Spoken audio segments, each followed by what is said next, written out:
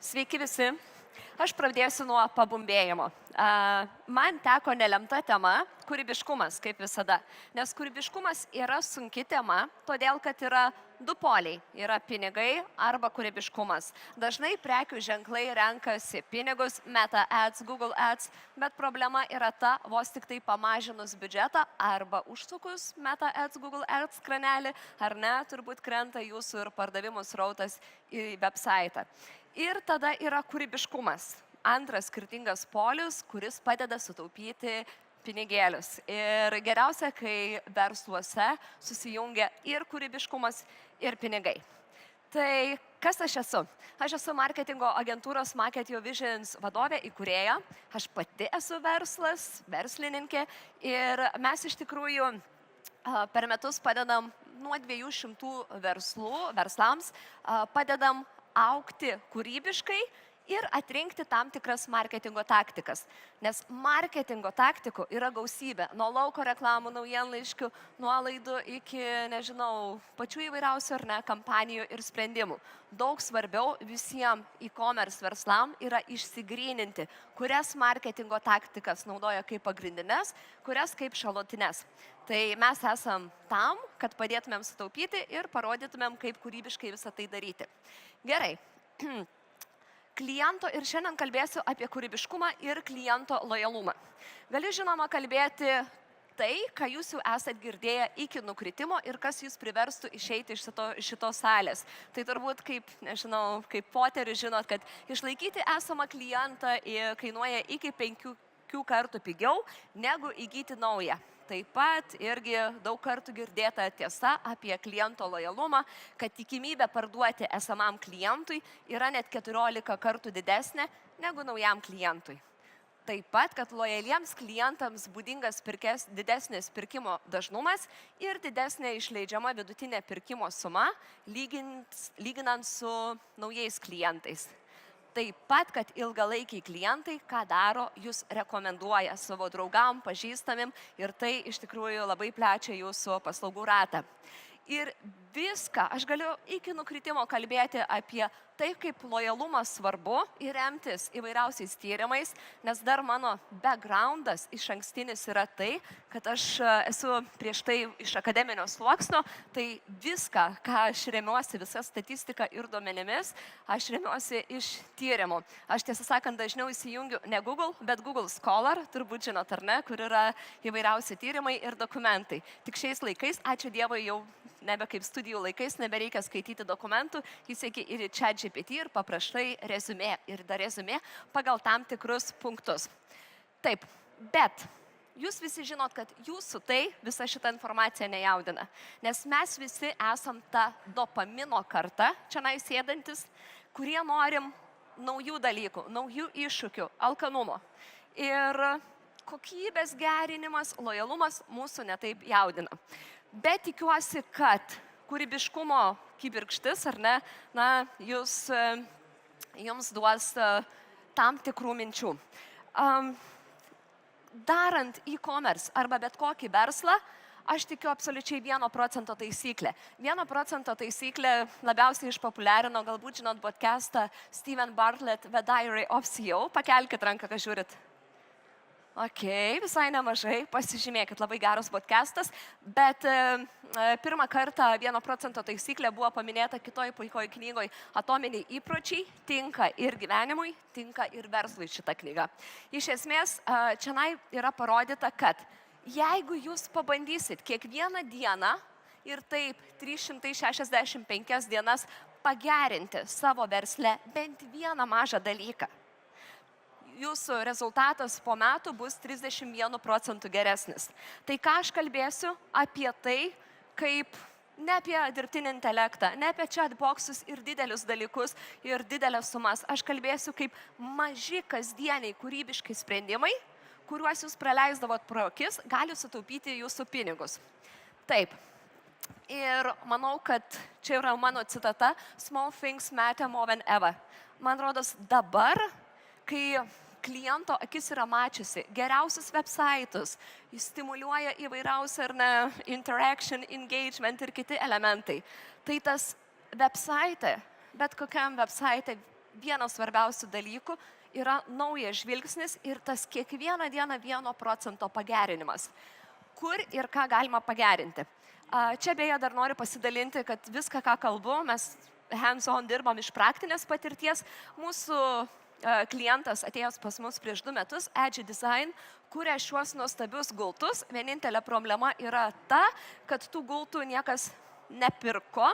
Žinoma, tai yra ne Lietuvos rinka, labiau pietų šalių, Kalifornijos rinka, bet mes su klientu, kadangi klientas yra visai mažytis, pats gamina piešia šitos projektus, pats sukūrė visą dizainą, o tėtis rankomis viską daro ir viską pina. Tai klientas buvo visai mažytis ir mes neturėdami lėšų, mes pirmiausia pagerinom website ir bandėm verslą ištraukti iš bankroto. Ką mes pagerinom? Mes, aišku, sutvarkėm website švarumą. Sudėjom visus apdovanojimus, ką įmanoma, apdovanojimus papildomai išsipirkom. Tada, žinoma, kadangi neturėjom antros apdovanojimų juostos, uždėjom didelį šriftą, kad Design Community has recognized our products. Išdidinom šitą šriftą. Iš produkto, kurio tai buvo tuo metu tik tai vienas gultas, padarė limited edition, naujus variantus.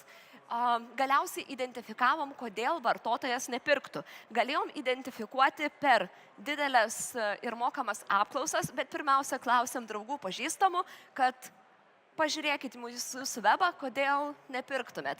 Ir draugai pažįstami atsakė 2 dalykus. Pirmas momentas tai, kad atrodo, kad atsisėstum ir gultas neatlaikys tavo svorio. O antras momentas buvo tai, kad gal čia visgi Kinijoje, Filipinuose ar kažkur kitur pagaminta, nėra Lietuvoje. Ką klientas tada reaguodamas į šitas labai nedidelės apklausas padarė, nufilmavo 2 video. Viename video parodė, kaip produktas yra naudojamas, antrame video parodė, kaip produktą iš tikrųjų kūrė jinai, dizainerė, ir kaip viską daro jos tėtis. Žinoma, mes paleidom gerus užrašus kaip handcrafted ir panašiai. Rezultatas, kuris nutiko po to, kai atėjo klientas pas mus, jo gultas kainavo 650 eurų ir niekas jo nepirko.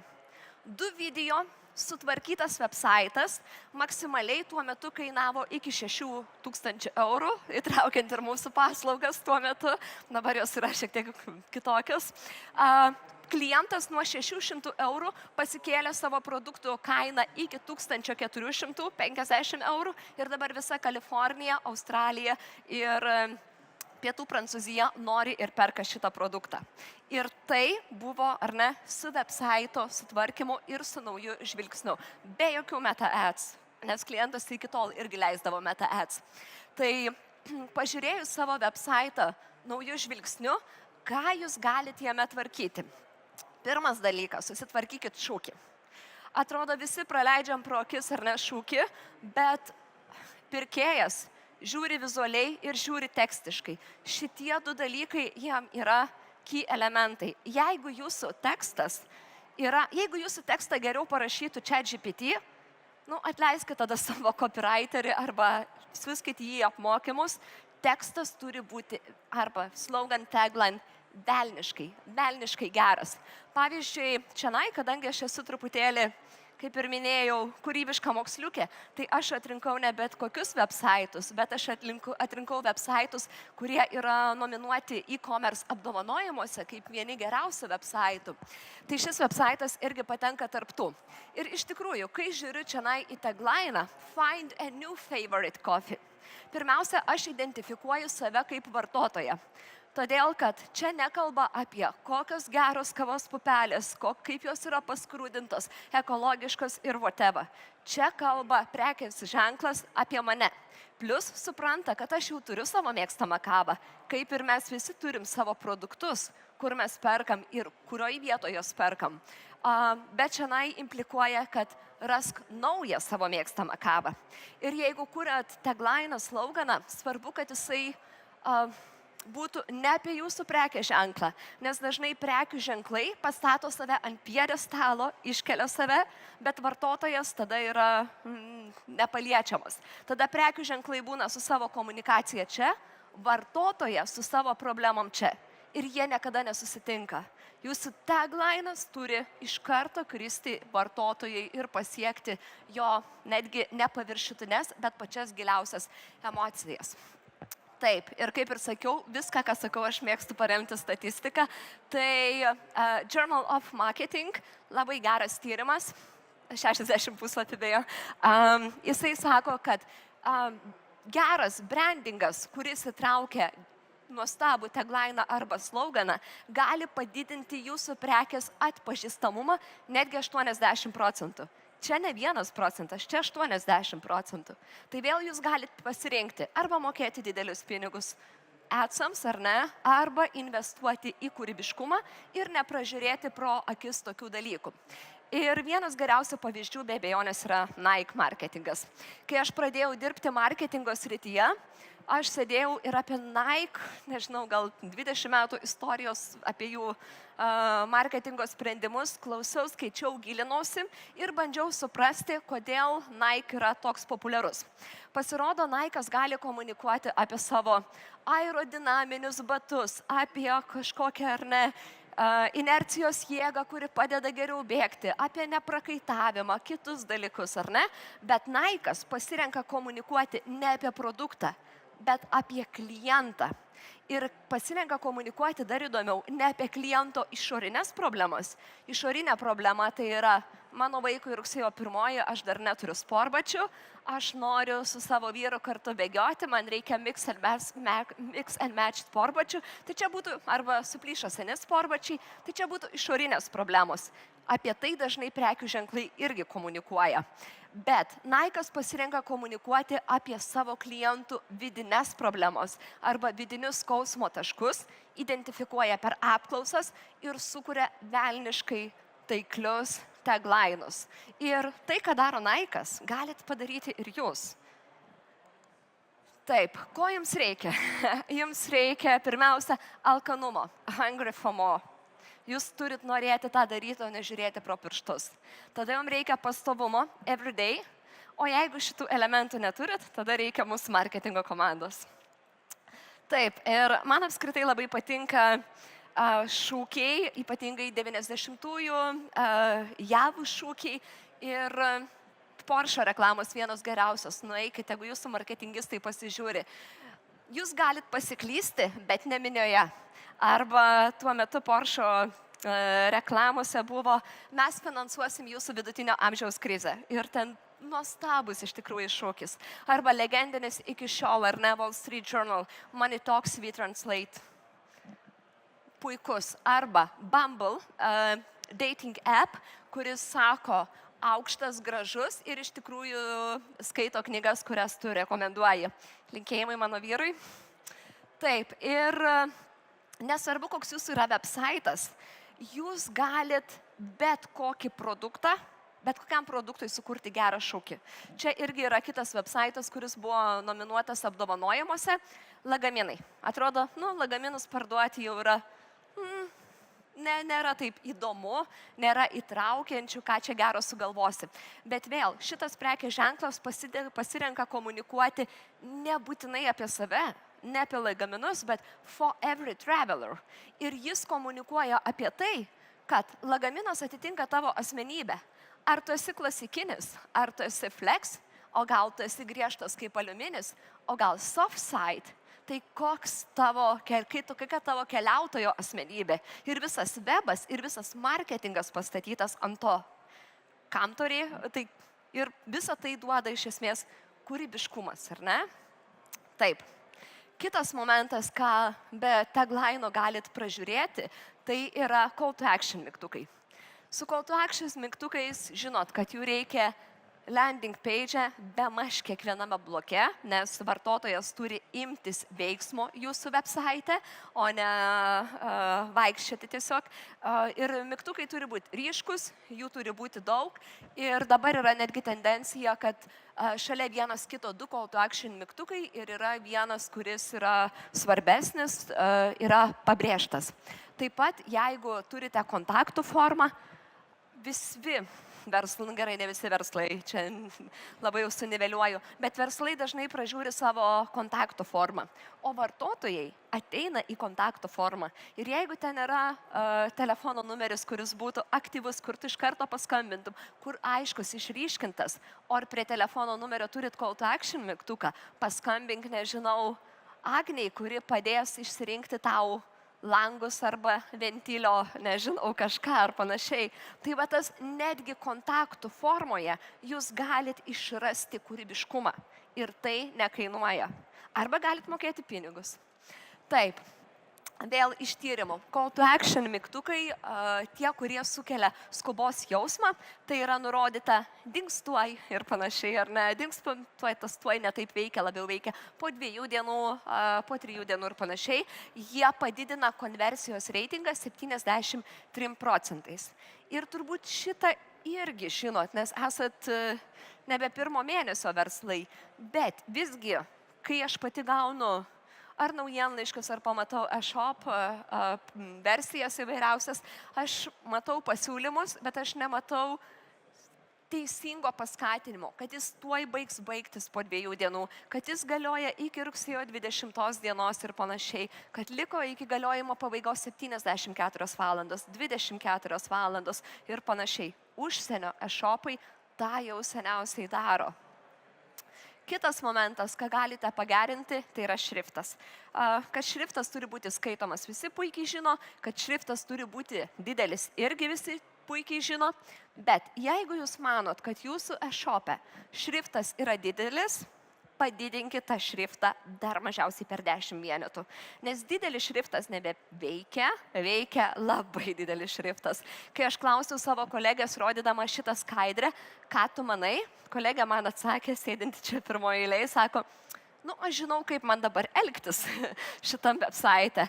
Tai yra nusipirkti vietoj 1 kavos 3 kavas while stock last. Čia, kaip matot, irgi, čia ir iš apdovanojimo irgi yra website'as, kuris yra 2 call to action mygtukai, ar ne? Viršuje irgi find your perfect subscription. Labai gražiai ir labai taip užnorinančiai užrašyta. Ir kol dar yra stokas, užsisakyk, nelauk. Tada kitas momentas, teksto kiekis website. Yra puikiai knyga Donald Miller Building a Store Brand. Manau, kad jūsų marketingo komandoje bent jau copywriteris tikrai privalo būti perskaitę šitą knygą. Ir iš šitos knygos man labiausiai patikusi citata yra If you confuse your client, you will lose. Tai reiškia, kad jeigu jūsų klientas atėjęs į jūsų e-shopą, bet kur bus sutrikdytas, 3 sekundės įtemps akis ir pradės galvoti, ką aš čia skaitau, ką man reikia daryti. Viskas, jūs jau prarado tą klientą. Tos 3 sekundės ir tas teksto kiekis yra ypatingai reikšmingas šiais laikais. Nes taip, mes esam dopamino karta, kuriai sunku išklausyti ir užsibūti per ilgai. Deja, tokia yra realybė. Žinau, dabar pakankinsiu su šitą skaidrę. Pamenat mokyklai X ir Y tas juostas, jeigu dabar klausčiau identifikuoti, kuri yra X, kuri Y. Tai, žodžiu, greitai paaiškinsiu šitą tyrimą. Apačioje yra žodžių skaičius, viršuje yra procentas, kuris perskaito. Iš esmės, koreliacija yra tokia. Kuo daugiau parašyta, tuo mažesnis procentas skaito žmonių. Iš šito didelio tyrimo yra puikia frazė, kurią galit pasiimti. The more you write, the more people stop reading. Sorry, man pačiai tą gaila išgirsti, nes aš esu ta, kuri ar ne, širdyje ir visur kitur ir praktikoje irgi copywriterė, bet tai motyvuoja parašyti gerus tekstus ir trumpus tekstus. Vėlgi, yra daugybė tyrimų sužiūrėta ir padaryta, kur nukryps jūsų žvilgsnis. Pirmiausia, perskaitysit you will read this first, then you will read this the next line, tada tą ir galbūt grįšit prie šitos lentelės. Taip, pabandysiu greitai, matau dar skaidrių šiek tiek liko, tai dar keletas momentų. Tai yra mažas call to action mygtukas, waitlist arba pre-order ir jo didelė galia. Kas dabar turi savo e-commerce puslapyje waitlist arba pre-order? Wow. 2 procentai kokie. Tikiuosi, kad po to turėsiu daugiau. Taip.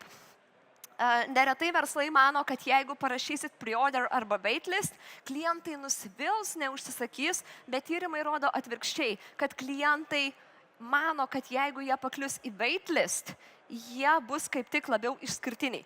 Ir parodysiu, čia vėl Watch House, kuri apdovanota ar ne kava. Mūsų gimtadienio leidimas, pre-order now, iš ankstinis užsakymas. Jeigu Lietuvos verslai nedaro iš ankstinių užsakymų, reiškia, jie nenori pasiimti iš anksto pinigų ir tik tai, ar ne, kai atsiranda produktas, įdeda į website ir viskas, kas pirks, tas pirks. Bet iš ankstiniai užsakymai yra gale, pabandykit. Ir realistinis pavyzdys, tai mano klientė ir mano kaimynė Nijolė parodė man šitą website, kuris gamina saldumėnus ir sako, norėjau užsisakyti jų makaronų ir žiūriu, kad reikia į waitlistą registruotis. Užsiregistravau ir sako, žinok, esu 1900 kažkelintoji. O sako, aš tai norėjau ne vieną makaronų dėžutę nusipirkti, aš norėjau pirkti visam kolektyvui bent už 2000 eurų. Aišku, Nijolė yra, jai 50 metų plus, jinai yra nuostabi verslininkė, iš kurios aš pati dar iki šiol mokausi. Ir po pokalbio praėjus prie vyno, aš pamačiau, kad jinai gavo tos makaronus ir dar šitas prekės ženklas savo paskyroj turintis gal iki 10 tūkstančių sekėjų dar reklamuoja jos verslą. Tai čia yra mano klientės ir kaimynės Nijolės išskirtinumas. Taip, krepšelio padidinimas ir produktų pozicionavimas. Jeigu jūsų visi produktai e-shop'e nufotografuoti baltam fone ir tai palikti, vartotojai tai iš esmės reiškia kaip, nežinau, jis praskrolina ir jam neužkliūna akis. Prie produktų turi būti nurodyti apdovanojimai, bestselleriai. Sugalvokit kažkokius išskirtinimus. Nežinau, prieš tai girdėjau Natalijos Bunkės pranešimą. Parašykit Bunkės mėgstamiausi, dar kažką, tik aišku su jos leidimu ir sutikimu. Arba populiariausi produktai. Ta juosta populiariausi produktai, atrodo, kartais mane net nužudys savo nuobodumu, nes jeigu tie produktai iš tikrųjų populiariausi, iš jų uždirbat daugiausia ir dažniausiai šiuo metu, tai parašykit worth the hype ar panašiai, verti hypo, užsihypinkit, nežinau, sugalvokit kažką, bet pakeiskit tuos populiariausius produktus. Arba jeigu atsirado nauji produktai, jie tiesiog arba patenka tarp visų produktų, arba geriausiu atveju yra parašyta nauji produktai, ką tik atvyko. Sugalvokit, kaip juos kitaip iškelti e-shop'e ir pozicionuoti. Just landed ir panašiai, ar ne? Iš esmės, jūsų produktai e-shop'e neturi būti suniveliuoti į vieną, nes vartotojai dzin, ar ką tik tai, ar populiariausias, ar ką tik tai atvyko, ar kažkas, ar ne, jis mato va taip tuos produktus. Jūs turit sugalvoti, kaip juos iškelti ir pozicionuoti ir kaip apipavydalinti. Taip, going fast. Arba dar vienas variantas, šiaip labai geras websaitas, Lolavy, Jennifer Aniston plaukų prekės ženklas. Pažiūrėkit, labai geri e-commerce sprendimai. Ir toks populiarus, kad išpirktas greitai. Back in stock, shop now. Visai stimuliuoja. Čia vėl matom bestselleriai ir apdovanojimai. Ir įdomus momentas, jeigu savo ar social media, ar naujienlaiškintyje, ar webe uždėsit procentus, vartotojas dažniausiai net neskaito, kas yra parašyta mažesnėm raidėm, jis pamato didelį skaičių procentų ir tai jam asocijuojasi su social trust arba brand trust. Jis labiau pasitikė ir čia po to ir net neskaitytumėt, kad 100% respondentų pasakė, kad jiem iš tikrųjų ten paburkimas sumažėjo. Aišku, statistika turi būti realistinė. Čia be jokios abejonės. Ir tada, taip, kas dar yra? Upsellingas, cross-sellingas. Man liko vos keletas sekundžių. Upsellingą, cross-sellingą būtinai darykit. Ir e-mail marketingė lygiai tas pats galioja, tie patys kūrybiniai sprendimai, išskyrus dar plus vienas dalykas e-mail marketingė galioja – judantis elementai. Jeigu čia būtų judantis elementai, jie iš karto pritraukia daugiau dėmesį. Taip. ir pozityvios spalvos, apšildymas prieš produkto ateimą ir žinoma, jeigu jūs patys neskaitot savo newsletterių ir jie jums neįdomus, čia yra problema. Čia turit skirti laiko. AI-us ar ne, chatbox ir visi kiti dalykai atsiras po to. Pažiūrėkite, ar jums patinka jūsų naujienlaiškiai. Įdėkite ant cinkelį kūrybiškumo. Naujienlaiškiai turi jaudinti ir stimuliuoti jūsų vartotojas. Ir kas yra įdomu, Lietuvos rinkoje nedaug kas daroma, bet užsienyje apklausos ir kalbėjimas su vartotojais, be aišku, atlyginant vartotojams už apklausas, yra labai dažnai daromi. Tai apibendrinant, ko jums reikia norint sutaupyti pinigų. Kūrybiškumo, kaip Šanelis ar ne, pasitelkęs motinos dienos kampaniją, puikiai padarė. Pastovumo. Trečiasis elementas - pinigų. Arba ketvirtasis elementas - mūsų agentūros. Ačiū labai, spėjau į laiką. Dėkui.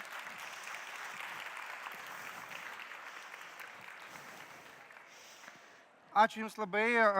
Sonata, klausykite, mes turime labai provokuojantį klausimą. Taip, mielai. Duokite 3 kūrybiškus patarimus. Ne 1, ne 2, o 3. Taip. Kūrybiškus patarimus, kaip skatinti lojalumą, o ne tik tai parduoti vieną kartą, nes dėl šūkio žmonės negrįš. Aha, taip, lojalumas tai yra, jeigu jūsų naujienlaiškai bus personalizuoti, aš iš užsienio prekių ženklų gaunu naujienlaiškius, hello Sonata, we know that you liked whatever, ir mes tau siūlome ir panašiai.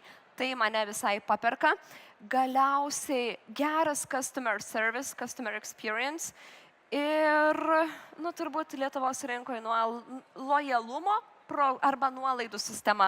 Užsienyje, jeigu nueitumėt, nežinau, ypatingai į grožio e-shopus ir panašiai, ar ne, tu nenusiperki ten vieną kartą šampūno, nusiperki ir tu esi, jeigu tu pirksi už 70 eurų, tu būsi silver narys, jeigu tu pirksi už ten tiek eurų 120 ir panašiai, bet tai veikia. Nori būti platininė narė? Taip, ir dėl to perku netgi iš Australijos, moku muito mokesčius tam, kad aš pasiekčiau tą golden membership, bet tai veikia. Na, labai gražu, labai tau ačiū. Dėkui.